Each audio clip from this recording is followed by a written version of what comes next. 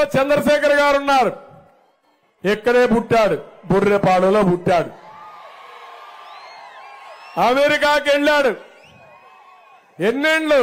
30 ఏళ్ళు. నేను ఎప్పుడు మాట్లాడేవాడిని, మీరంతా ఉద్యోగాలు చేయడం కాదు, ఉద్యోగాలు ఇవ్వాలని, ఐటీలో రావాలని కోరుకునేవాడిని. సరే, ఆయనకు అందుబాటులో వచ్చింది, వెళ్ళాడు, తెలివితేటలు ఉపయోగించాడు, శక్తిని ఉపయోగించాడు.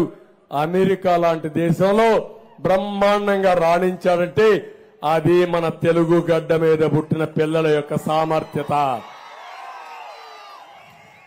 అమెరికాలో ఈరోజు నెంబర్ 1 కమ్యూనిటీ తెలుగు జాతి.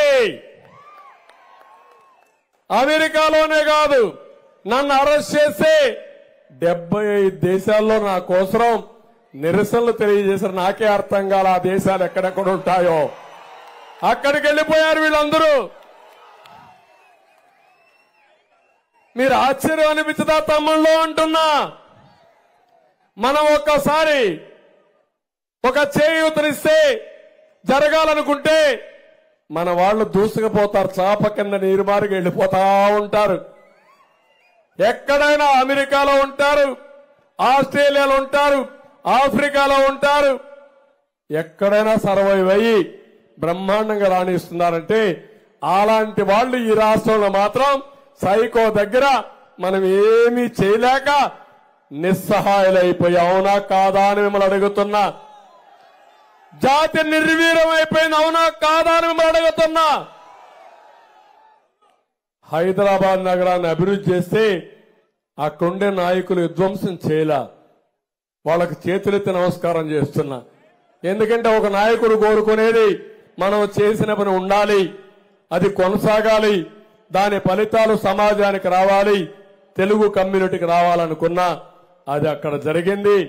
భగవంతుడు మనల్ని చల్లగా చూడలా, ఒక సైకోని పుట్టించి ఇక్కడ పంపించాడు, మొత్తం నాశనం చేసే పరిస్థితికి వచ్చాడు.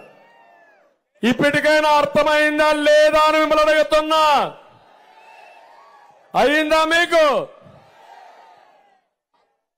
మనకు శక్తి ఉందా లేదా అని అడుగుతున్నా. తెలివితేటలు ఉన్నాయా లేదని అడుగుతున్నా. మళ్ళీ కులం వస్తుందా? మళ్ళా మతం వస్తుందా? మళ్ళా రాజకీయం వస్తుందా? ఊర్లో గ్రూపులు వస్తాయా? ఇవన్నీ ఆలోచిస్తే మీ జీవితం మీరే నాశనం చేసుకుంటూ అవుతుంది.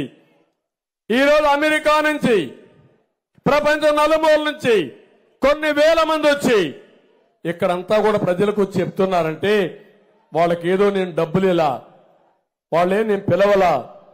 కానీ ఒక బాధ్యతగా ఈ గడ్డ మీద పుట్టాం, ప్రపంచమంతా రాణించాం, ఇక్కడ మాత్రం నష్టపోతున్నాం. మాది ఆంధ్రప్రదేశ్ అని చెప్పుకోవడానికి కూడా వీలు లేకుండా పోయింది. మీ రాజధాని, మీ రాష్ట్రం ఏదంటే సిగ్గుపడే పరిస్థితికి వచ్చారు. మీ రాజధాని ఏదంటే 3 ముక్కలుడు వచ్చి తిక్కలాట్లాడి 3 రాజధానుల పేరుతో అసలు 10 ఏళ్ల తర్వాత రాజధాని లేకుండా చేసేశాడు.